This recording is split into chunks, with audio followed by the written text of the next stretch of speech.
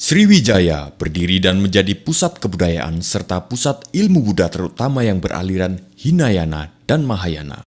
Sriwijaya adalah kerajaan besar Nusantara yang kekuasaannya tersebar sampai ke Kamboja. Majapahit adalah kerajaan besar setelah Sriwijaya.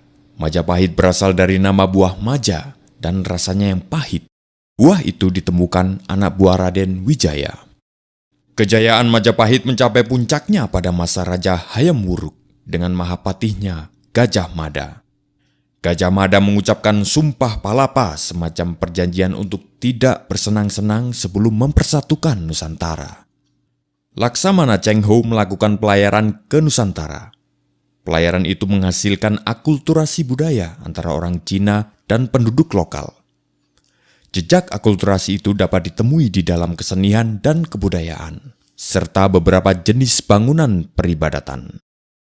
Portugis yang masuk ke Nusantara sejak 1511 telah banyak meninggalkan jejak budaya, salah satunya adalah jenis musik keroncong yang dicampur dengan gitar khas Portugis. Di samping persebaran agama Kristen oleh Franciscus Xaverius, Portugis banyak meninggalkan perbendaharaan kata, yang sampai saat ini kata itu masih dipakai. Pada tahun 1595, Belanda pertama kali melakukan pelayaran ke Hindia Timur dengan 4 kapal dan 249 awak kapal, di bawah pimpinan Cornelius de Houtman. 1602 Maret, terbentuklah VOC. VOC sebenarnya adalah jalan tengah yang ditempuh oleh kerajaan Belanda untuk meredam persaingan tidak sehat antar perusahaan untuk menguasai perdagangan ke Nusantara. Setelah berdiri selama 198 tahun, pada 1 Januari 1800, VOC secara resmi dibubarkan. Pembubaran VOC ini disebabkan oleh banyak hal, salah satunya adalah korupsi di dalam VOC sendiri. Melalui perjanjian Kew, Belanda menyerahkan kekuasaan bekas jajahannya ke kerajaan Inggris. Kemudian Thomas Stamford Raffles dipilih menjadi perwakilan Inggris di Jawa. Ia kemudian menulis buku yang fenomenal, yaitu History of Java.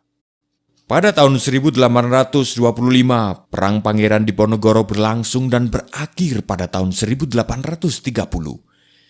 Diponegoro datang dalam sebuah perundingan yang digagas Belanda. Namun, beliau kemudian ditangkap dan diasingkan ke Manado lalu dipindah ke Makassar hingga wafat.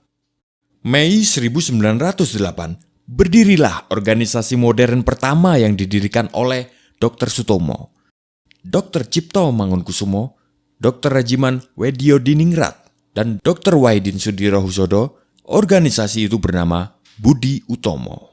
Sarekat Dagang Islam didirikan pada tahun 1910 oleh Tirto Di Suryo.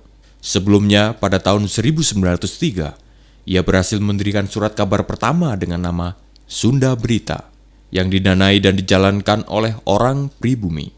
Tahun 1911, Haji Samanhudi, seorang pedagang batik dari Surakarta, mendirikan Sarekat Dagang Islam di Surakarta. Di Surabaya, HOS Cokroaminoto mendirikan cabang dan segera menjadi besar dan meluas di bawah pimpinan Cokroaminoto. SDI kemudian berubah nama menjadi Sarekat Islam. Pada tahun 1911, EFE Dowisdekker atau Setiabudi, Cipto Mangunkusumo, Suwardi Suryadiningrat atau Ki Hajar Dewantoro mendirikan Indisci Party. Tahun 1912, Kiai Haji Ahmad Dahlan mendirikan organisasi Islam modern pertama, yaitu Muhammadiyah atau Jalan Muhammad. Organisasi ini memberikan pengaruh besar hingga saat ini. Pada tahun 1927, tanggal 4 Juli, Soekarno dan Al-Gemini Study Club mendirikan Partai Nasional Indonesia. Munculnya organisasi adalah penanda bagi perjuangan yang mengedepankan nasionalisme. Puncaknya adalah Sumpah Pemuda, Oktober 1928. Tokohnya adalah Muhammad Yamin. Pada bulan Maret 1942, Jepang menangkap Gubernur Jenderal Belanda. Saat itu pula runtuhlah kekuasaan Belanda. Jepang masuk dengan slogan Saudara Tua, Cahaya dari Timur. Bulan Maret 1945, Jepang membentuk Badan Penyelidik Usaha Persiapan Kemerdekaan Indonesia sebagai upaya pemberian kemerdekaan. 1 Juni, Soekarno mengemukakan dasar negara Pancasila, 5 dasar yang akan menjadi falsafah resmi Indonesia merdeka. 15 Agustus, Jepang menyerah tanpa syarat setelah sekutu membom Hiroshima pada 6 Agustus 1945. Pada saat itu terjadi kekosongan kekuasaan karena sekutu yang mengalahkan Jepang tidak melakukan penaklukan terhadap Indonesia. Sementara itu Jepang masih berkuasa, namun telah menyerah. 16 Agustus, Soekarno-Hatta diculik para pemuda dan dibawa ke Rengas Dengklok. Para pemuda mendesak Soekarno-Hatta untuk segera menyatakan kemerdekaan. Tanggal 17 Agustus, dibacakanlah proklamasi yang dirancang Soekarno dan beberapa tokoh di rumah Soekarno.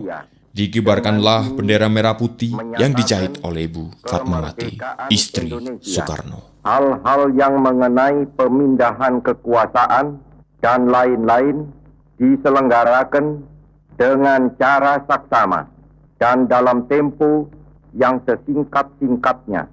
Jakarta, 17 Agustus 1945, atas nama bangsa Indonesia, Soekarno-Hatta.